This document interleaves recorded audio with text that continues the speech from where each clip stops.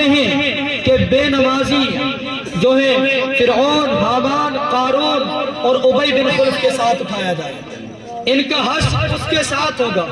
اب یہ قارون کون تھا؟ دیکھو دولت کے نشے میں جو لوگ ایمان بیچتے ہیں، یہ قارون بھی انہی میں سے ایک تھا، جو دولت کی وجہ سے رب کی نافرمانی کرنے لگ جاتے ہیں۔ دولت کے لالچ میں یہ قارون بھی انہی میں سے ایک تھا۔ یہ حضرت موسیٰ علیہ السلام کا چچا زاد بھائی تھا، اللہ کے نبی کا۔ حضرت موسیٰ علیہ السلام جو کلیم اللہ ہے، جو رب سے کلام کرتے ہیں، رب جن سے کلام فرماتا ہے، ان کا بھائی ہے یہ چچا زاد۔ یہ جو ہے اچھا قاری بھی تھا، یہ بڑا نیک اور پرہیزگار بندہ تھا، بڑا عبادت گزار تھا یہ، لیکن اللہ نے اس کو دولت عطا کی، اس کو خزانہ عطا کیا اتنا۔ اللہ فرماتا ہے وَآتَيْنَاهُ مِنَ الْكُنُوزِ مَا إِنَّ مَفَاتِحَهُ لَتَنُوءُ بِالْعُصْبَةِ أُولِي الْقُوَّةِ، کہ اس کے خزانوں کی چابیاں ایک بڑی جماعت پر بھاری تھی، بہت سے لوگ مل کر اس کی چابیوں کو بڑی مشکل سے اٹھایا کرتے تھے، بڑی جماعت پر بھاری تھی۔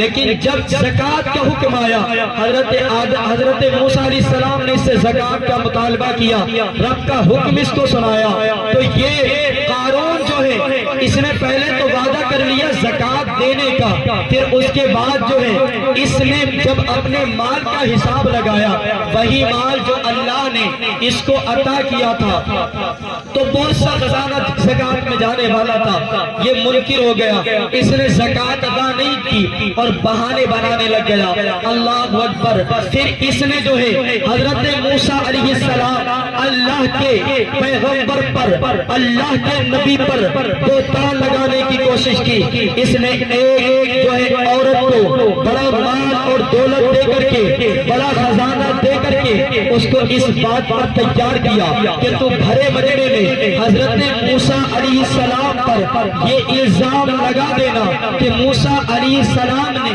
میرے ساتھ بدکاری کی ہے۔ اللہ اکبر۔ اب ایک بڑے مجمع میں آ کر کے یہ قارون آ کر کے حضرت موسیٰ علیہ السلام سے کہتا ہے، بنی اسرائیل کے لوگ بیٹھے ہوئے ہیں، بڑا مجمع ہے، اور کہتا ہے اے موسیٰ علیہ السلام، آپ کے بارے میں لوگوں کا خیال ہے کہ آپ نے فلاں عورت کے ساتھ بدکاری کی ہے۔ اللہ اکبر۔ وہ عورت کھڑی ہوتی ہے، لیکن جلال نبی کے سامنے بھلا کون ٹک سکتا ہے، کس کی ہمت ہو سکتی ہے؟ اللہ کے نبی کا جلال دیکھ کر کے حضرت موسیٰ علیہ السلام نے اس عورت سے کہا، اے عورت، تو سچ سچ کہہ دے جو بات ہے، اس رب کے خاطر جس رب نے دریا کو پھاڑ دیا اور دریا میں فرعون کو غرق کر دیا اور ہمارے لیے راستہ بنا دیا، جس قوم کو اللہ نے فرعون سے نجات عطا کی، اس کو گواہ بنا کر کے سچ سچ بات کہہ دے کیا ہے۔ وہ نبی کے جاہ و جلال کی تاب نہ لا سکر کے پورے مجمع یہ اعلان کرتی ہے کہ مجھے قارون نے بہت سی دولت دے کر کے اس بات پر تیار کیا ہے کہ میں حضرت موسیٰ علیہ السلام پر بدکاری کا الزام لگاؤں۔ اللہ اکبر۔ پھر اللہ کے نبی حضرت موسیٰ علیہ السلام نے اس قارون کے لیے بد دعا کی، دعا کیے مولا اس قارون کو زمین میں دھسا دے۔ اللہ تبارک و تعالیٰ نے موسیٰ علیہ السلام کی دعا کو قبول کیا اور اس کو زمین میں دھسا دیا۔ یہ تھوڑا تھوڑا زمین میں دھستا گیا، اور جب یہ سینے تک پہنچا تو دعائیاں دینے لگا، رشتہ داریاں بتانے لگا، لیکن حضرت موسیٰ نے اس کی ایک نہ سنی اور دعا کی اللہ اس کو پورا زمین میں دھسا دے، تو اس کو اللہ نے پورا زمین میں دھسا دیا۔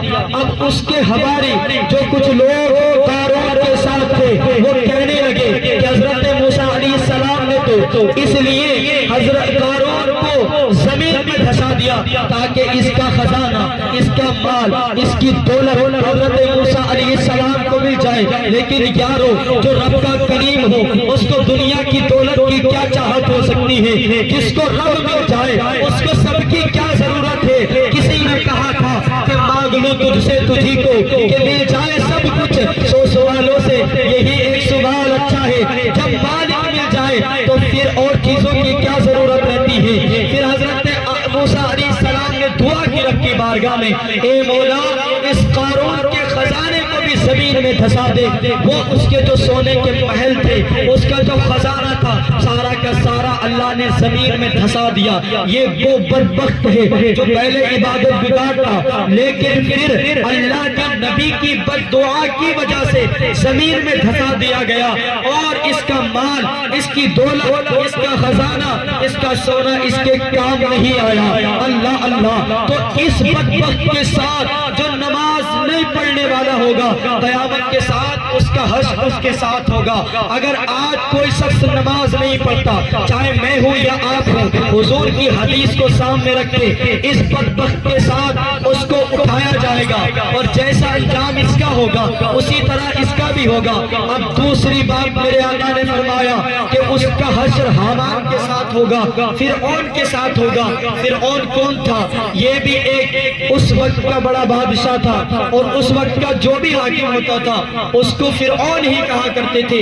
حضرت موسیٰ علیہ السلام کے وقت کا جو فرعون تھا، یہ بھی بڑا ظالم تھا، یہ بھی بڑا جابر تھا۔ اس نے بنی اسرائیل پر بڑے بڑے ٹیکس لگا رکھے تھے، یہ بنی اسرائیل کو بڑا ظلم و ستم کیا کرتا تھا۔ بنی اسرائیل کے لوگوں پر اس نے جو ہے بڑے ظلم و ستم کیے، ان کو مارتا پیٹتا، اور ان کے دودھ پیتے بچوں کو، ان کے نومولود بچوں کو قتل کر دیا کرتا تھا۔ اللہ اکبر! اے آقا کونین صلی اللہ علیہ وسلم کے دیوانوں، محفل اصلاح معاشرہ کانفرنس میں تشریف لانے والے میری عزت دار ماں اور بہنوں، اور میرے دوستوں، میرے عزیز بھائیوں، ذرا اپنے دل سے پوچھو کہ جس کے سامنے اس کے نومولود بچے کو پیدا ہوتے ہی قتل کر دیا جائے، اس باپ کے دل کی دھڑکن کیا ہوگی؟ اس باپ کا کلیجہ کس طرح چرتا ہوگا؟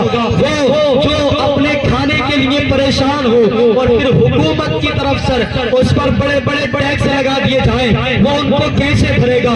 بڑا ظلم اور ستم کیا کرتا تھا۔ لیکن یہ اللہ تبارک و تعالیٰ نے اس کی ہدایت کے لیے، اس کو ہدایت پہنچانے کے لیے، اللہ کا پیغام پہنچانے کے لیے حضرت موسیٰ علیہ السلام اور آپ کے بھائی ہارون علیہ السلام کو بھیجا، لیکن یہ بدبخت ایمان نہیں لایا، اور یہ اتنا بڑا ظالم، اتنا بڑا جابر شاید ہی کائنات میں کوئی ہوا ہو۔ اس نے کہا تھا انا ربکم الاعلی، کہ میں سب سے بڑا رب ہوں۔ اس نے اپنے خدا ہونے کا بھی دعویٰ کیا؟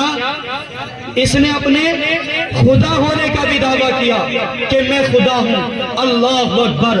پھر حضرت موسیٰ علیہ السلام کے پیچھے جب یہ دریا کی طرف چلا، حضرت موسیٰ علیہ السلام نے اللہ کی بارگاہ میں دعا کی تو اللہ نے اس کو دریا میں ڈبو دیا۔ اب اس بڑے کافر کے ساتھ جس نے خدا ہونے کا دعویٰ کیا، اس کے ساتھ بے نمازی کا حشر کل قیامت میں، بے نمازی کا حشر اس کے ساتھ کیا جائے گا۔ اب حامان یہ بھی فرعون کا وزیر تھا، یہ بھی وزارت میں پڑھ کر کے بڑا مالدار تھا، لیکن یہ بھی بدبخت ہو گیا، اس نے بھی اللہ کی نافرمانی کی، اور یہ بھی یوں ہی تباہ ہو گیا، اس کو بھی ایک دریا میں غرق کر دیا گیا۔ اور چوتھا بڑا کافر جو حضور صلی اللہ علیہ وسلم کے زمانے کا ہے، ابی بن خلف، یہ وہ بدبخت ہے۔ حضور نے اپنی ساری زندگی میں کسی کو اپنے ہاتھ سے قتل نہیں کیا، اس ایک کافر کے علاوہ۔ اس ذلیل، اس بدبخت نے، یہ بڑا تاجر تھا، مکہ کا بڑا کاروبار تھا اس کا، بڑا کاروبار تھا اس کا، تو اس نے گھوڑا پالا تھا سیاہ کلر کا، اور یہ اس گھوڑے کو جب چراگاہوں میں چراتا تو یہ کہتا تھا کہ میں اس گھوڑے پہ بیٹھ کر کے محمد کو قتل کروں گا۔ حضور کی بارگاہ میں یہ خبر پہنچی تو حضور نے فرمایا کہ انشاءاللہ میں تجھے قتل کروں گا۔ اور پھر ایک موقع آیا جنگ کے میدان میں، حضرت رسول خدا صلی اللہ علیہ وسلم نے اپنے ایک غلام سے نیزہ لے کر کے اس کافر کی ہلکی سی خراچ ماری، اور یہ اس سے اتنا بے چین ہوا، یہ اپنے ساتھیوں میں پلٹا، درد سے بلکتا ہوا، بلبلاتا ہوا، کہنے لگا مجھے بڑا درد ہو رہا ہے۔ تو لوگ کہنے لگے، ساتھی اس سے کہنے لگے کہ یار ذرا سی خراش سے ٹھیک ہو جائے گی۔ کہنے لگا مجھے اتنی تکلیف ہے، اگر سارے لشکر پر ڈال دی جائے تو سارا لشکر تاب نہیں لا سکتا، وہ ٹھیک ہو جائے گا۔ کہنے لگا یہ بدبخت کافر ابی ابن خلف کہنے لگا کہ کیا تم نے سنا نہیں ہے کہ اب میں مر جاؤں گا؟ بولے کیوں؟ یہ تو ذرا سی خراش ہے۔ کہنے لگا محمد نے کہا تھا کہ میں تجھے قتل کروں گا، یہ تو میرے زخم لگا ہے، اوپر تھوک بھی دیتے تو میں مر جاتا۔